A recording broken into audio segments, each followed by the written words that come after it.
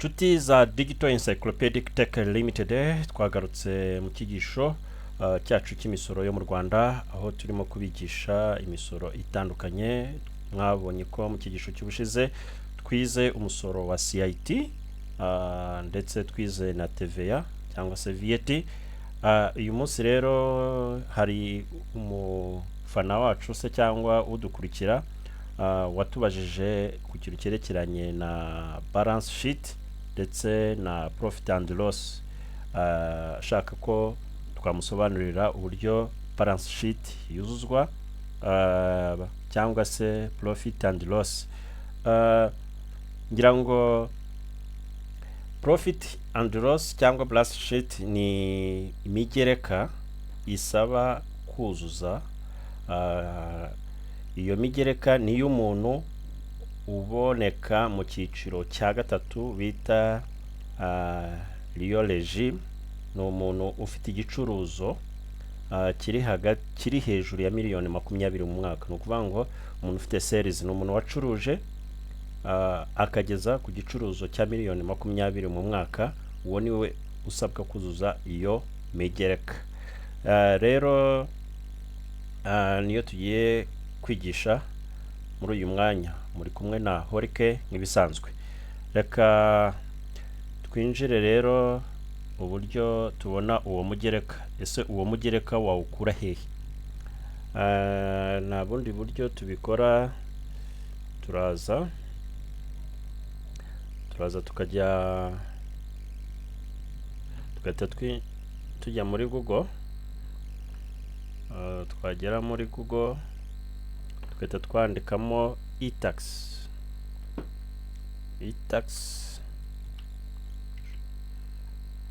Cyandikamo e-tax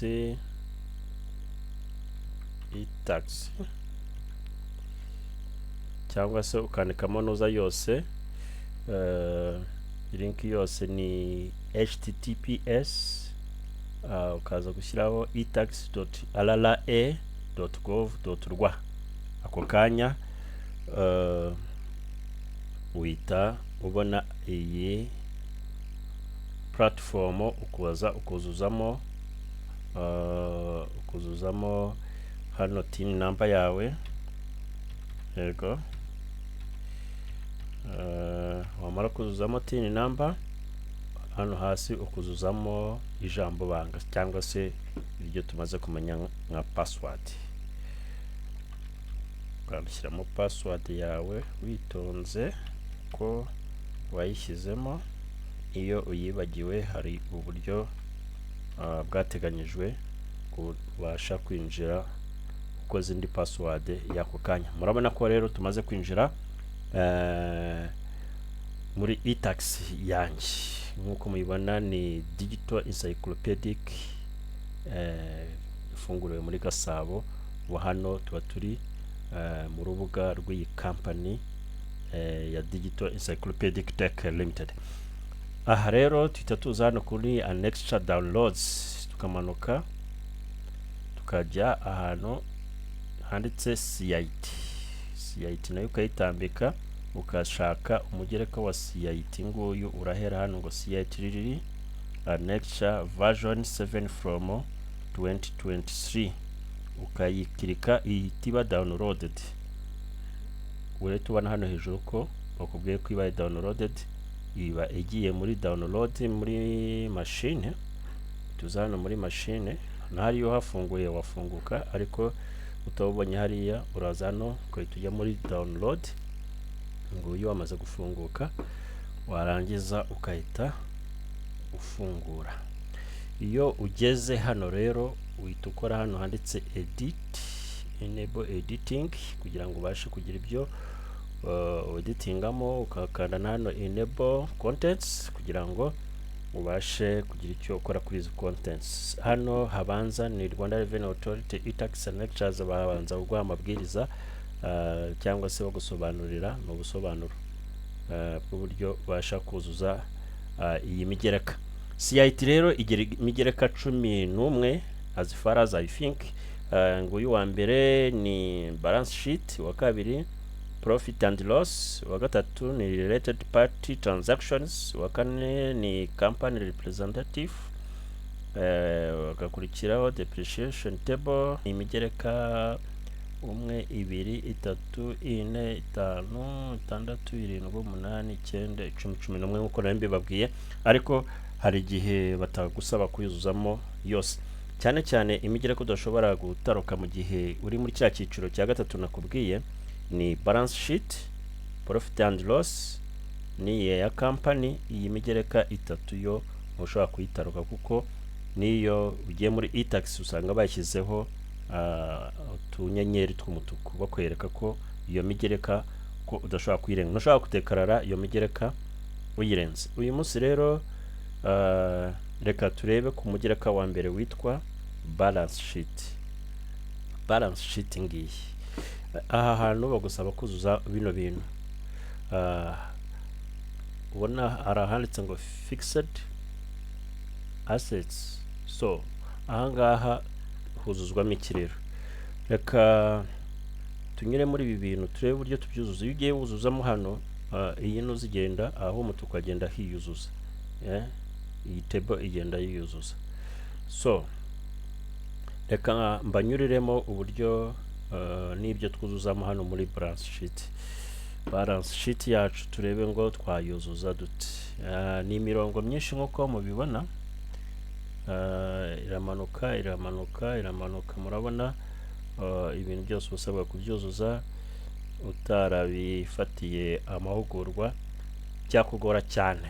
Niyo mpamvu tubasaba ko mwaza tukabaha amahugurwa niba ushaka kuzajya amenya kudekarara uyu musoro wowe ubwawe, cyangwa se niba ushaka kuzajya udekararira abandi.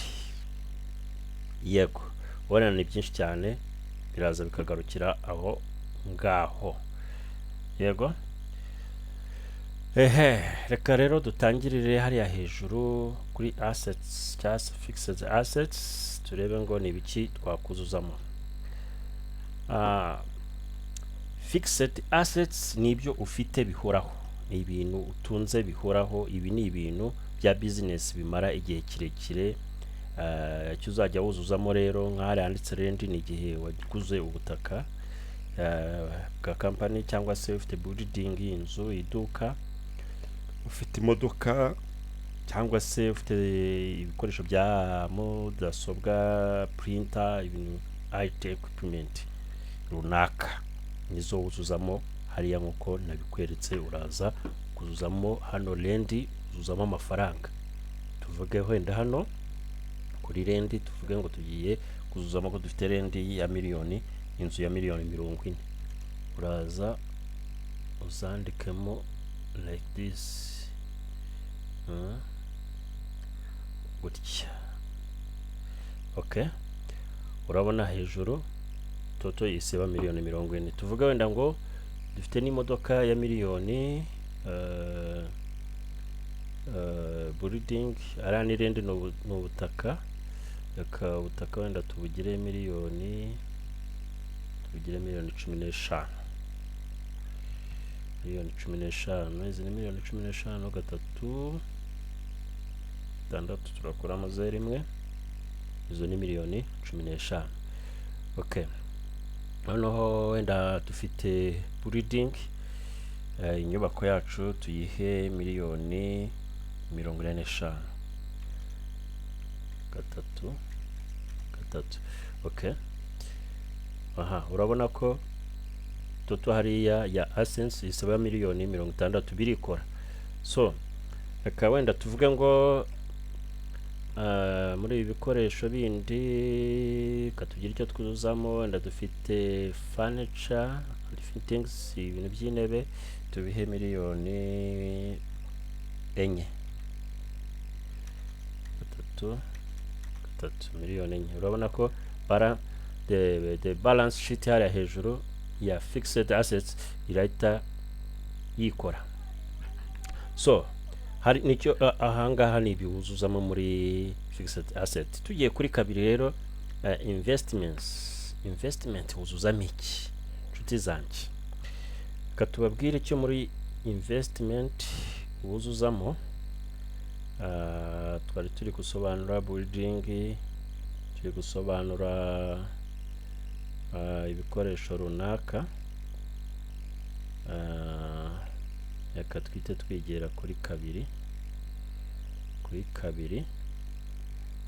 Uno busobanuro nabashije kwandika ku buryo iyo ndi kumwe n'umunyeshuri ndi kumuhugura aho mbasha rwose kumusobanurira neza. Ukuvuga ngo umunyeshuri abasha kwigira hano mu ishuri, abasha no kwiga online. Iyo wigira hano mu ishuri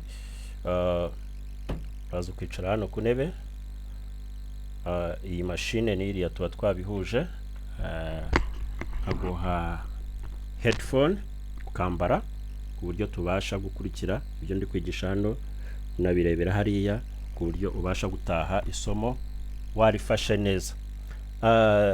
Iyo nabwo turi kwiga online, nabwo ubu ndeba gutya screen yanjye ndimo gukoresha, mba nayisharinze iwawe ubu yireba, kandi iyi sound ndi kuvuga ubu nyumva nawe wambaye kaputeri wagacometse kuri mashine yawe, uba umbona nawe nkubona, tubasha kwiga neza nkaho turi kumwe. Nukuvuga ngo wibereye iwawe mu rugo utiriwe uza hano ku ishuri, umeze nkaho wicaye kuri iyi ntebe cyangwa se wicaye kuri iyi ntebe, tuba tumeze nkaho turi kumwe. Ibizakugora rwose bivuga ngo ubishoboye waza muri classe tukicarana tukiga, utabishoboye wakwigira iwawe mu rugo. Yego, reka dukomeze rero turebe ku noza ya kabiri ngo twari tugiye kujya kuri kabiri investment cyangwa se ishoramari. Ni amafaranga washyize ahandi. Icyo uzajya rero ushyiramo ni share, niba ufite imigabane, fixed deposit, amafaranga uri kubitsa muri banke, urugero wabikije miliyoni 2 muri banke, so ibyo nibyo uzuzamo hariya. Niba company yawe ifite shares mu yindi company, urugero waguze miliyoni 1 mu yindi company, ufitemo share, so shyiramo miliyoni 1 nyine. Niba nta share ufite ushyiramo 0. Kabiri kuri kabiri rero watije indi company, ibyo bita bond like investments. Ibyo ni bisanzwe ku bantu benshi. Niba rero utabizi cyangwa se nabyo wakoze, ushyiramo 0. Hari icyo bita fixed deposits, ngiyi mwayibonye hano kuri 2, 3 hano. So ahangaha ugomishamo 0 niba nabyo wakoze. So ugakomeza tukajya hariya kuri 3 handitse current assets loan. Ahangaha ibyo wujujemo ahangaha nibyo bita bijyamo hano. 3 ni ibintu company ifite bishobora guhinduka amafaranga vuba.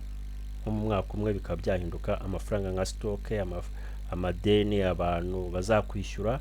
Ibyo ni ibintu bishobora kuba byahinduka amafaranga vuba, nabyo ubyandikaho. Urakomeza araho bavuze inventory stock. Aha niho ushyira stock yawe yose. Ugakomeza ukajya kuri consumable, hariho ibintu bikoreshwa bikarangira, ibintu ukoreshwa bikarangira. Niba nabyo ushyiramo 0. Raw materials ni ibikoresho byo gukora ibintu, nk'ibintu byo mu nganda, ikintu kitarakorwa ariko kikazavamo ikindi kintu, nka biriya mu nganda bakoresha, ushyiramo 0 niba nabyo. Work in progress ni ibintu bitararangira gukorwa, niba nabyo ushyiramo 0. Aha nibyo watumije. Closing stock yawe iyo wamaze kuyikora nyine, uruno rugero natanze amafaranga ahita yiyandikamo. Reka tuzamuke loan kuri 3 2 karihe ngaka loan ngiyi. Aha baba bakubaza iki rero? Aha baba bakubaza iki? bakubaza amafaranga watije abandi, niba nta muntu watije amafaranga hose ushyiramo 0. Kuri uzamutse rero, uzamutse gato tukajya kuri 4, aha ni total assets, ubwo ni rimwe utanyijeho kabiri utanyijeho gatatu. Ibyo bivuze iki? Aha kuri 4, tuzamutse kuri 4 ngiyi, iyi total ni igiteranyo cya kuri rimwe cyo kuri ya assets, ugateranyaho kuri 2 ugateranyaho gatatu, igiteranyo cyayo kitakiza. Hano ubona ko twebwe tukiri muri miliyoni 64 kuko nta bindi twujujemo, ariko ugiye wuzuzamo amafaranga nk'iyi share ukavuga ko ufite nk'ahantu miliyoni 4 wenda na 700 ukayashyiramo, ahangaha urabona ko bita bihinduka. Hano urabona ko bita bihinduka bitewe n'ibyo wagiye wuzuzamo. So urakomeza rero nk'uko turi kubibona, tukajya kuri 5 handitse share capital, reserved and surplus. Ibi byose rero bivuga iki? Ni amafaranga nyirayo awuna cyangwa se ayo uba washyize muri kampani, wongeyeho inyungu yabo wabonye cyangwa se yabonetse muri uwo mwaka. Hari amafaranga rero, turi kuri 5, turebe kuri 5 ngaha, 5 ngiyi wanditse share capital, ni amafaranga nyine uba waratangije kampani yawe. Urabizi ko iyo utangiye kampani ufungura icyangombwa cya RDB, muri RDB hari amafaranga bakubaza iyo ugiye gutangira business yawe, ni amafaranga ngahe ugiye gutangiza business. Ayo mafaranga rero niyo yandikwa hariya.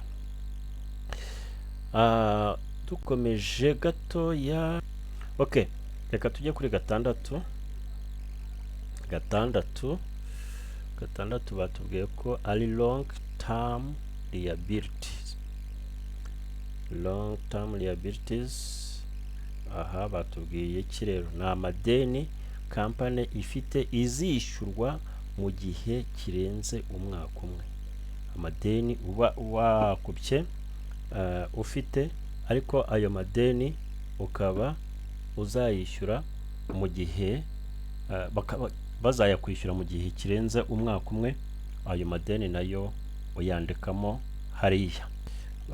Icyo bita secured liabilities, ni amadeni afite garanti. Loan ya banke ifite ingwate, imodoka, inzu, ayo madeni yandikwamo hariya. Icyo bindi bita foreign loans, ni loan yavuye hanze iturutse ku muntu mufitanye isano, iyo yandikwamo hariya. Hari ikindi bita foreign loans unrelated, ni loan yo hanze itari yawe. Kuri 6 local loan, ni loan wafashe muri banke ariko iyo banke ikaba ari yo mu Rwanda. Kuri 6 ni andi madeni ufite, ayo nayo yandikwamo hariya. Kuri 6 handikwa iki? Hashyirwamo amadeni afite garanti, amadeni afite garanti. Ugakomeza yo kuri kangahe? Kuri 7 turahasanga iki? 7 ngiyi turahasanga icyo bita short term liabilities. Short term liabilities ni iki? Aha ni amadeni yishyurwa mu gihe gito munsi y'uwo mwaka. Ayo madeni niyo yandikwa hariya, totali yose. Niba itajya hari amatotali yose, ubundi bakaba urangije balance sheet yawe, ukaba ugiye gukurikizaho icyo twita profit and loss, kandi iyi profit and loss igomba kumacinga na balance sheet. Iyo bidahuye kandi ngo bize no guhura n'ibyo wujuje muri e-tax, ntabwo byemera, ntabwo byemera. So iyo urangije rero kuzamo buri kintu cyose hano muri balance sheet, nta kindi ukora uretse gukora validate. Iyo ukoze validate, iyi dokima ihita ijya muri local disk C, aho ihita ikora folder yitwa RRA, niho uyisanga. Ukadukora kuri OK, buriya iba yamaze kuzuzwa muri buriya buryo. Ni muri ubu buryo rero dukoramo balance sheet. Uramutse ufite ikibazo kuri iyi balance sheet cyangwa se ukaba utabyumva neza, watugana tukagusobanurira neza uburyo balance sheet ikora. Dukorera Kimironko hafi ya gare. Iyo uhamagaye iyo nomero, nomero yacu ni 0788 42 67 69. Iyo nomero iyo uyihamagaye tuhita tukurangira aho dukorera ukaza. Kandi nkuko nabibabwiye, ushobora kwigira iwawe mu rugo, tugakoresha Google Meet cyangwa Zoom, hari n'izindi platform nyinshi dushobora gukoresha tukumvikana kandi tunarebana uri wawe, uvuye mu kazi cyangwa se mbere y'uko kajyamo, cyangwa uri mu kazi muri pause, tubasha kwiga, cyangwa se ukaza hano tukigira hano. Ni byiza kuba uri umucuruzi ariko usobanukiwe n'iby'imisoro, ukamenya uburyo udekarara, ukamenya igihe uzadekararira, kugira ngo wirinde ibihano bya Rwanda Revenue Authority, kuko ibihano ni byinshi, penalite ni nyinshi. Kugira ngo rero wishyure umusoro unishyure ibihano, ntabwo biba ari byiza. Ejo rero tuzakomeza tureba na profit and loss. Ubu nari ndimo kubigisha icyo bita balance sheet. Ntuzacikwe n'isomo ry'ejo, kandi ntibibagirwe gukora subscribe, utange comment ubyo utumvishe, kandi ukore like na share. Bye, mwe muri kumwe na Holy Care.